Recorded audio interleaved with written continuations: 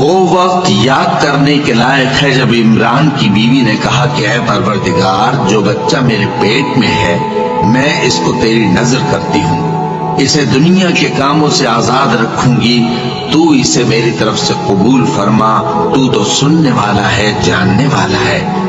پھر جب ان کے ہاں بچہ پیدا ہوا تو کہنے لگی کہ پروردگار، میرے تو لڑکی ہوئی ہے، جبکہ اللہ خوب جانتا تھا جو ان کی ہاں ولادت ہوئی تھی، اور نہ ہوتا لڑکا مانند اس لڑکی کے۔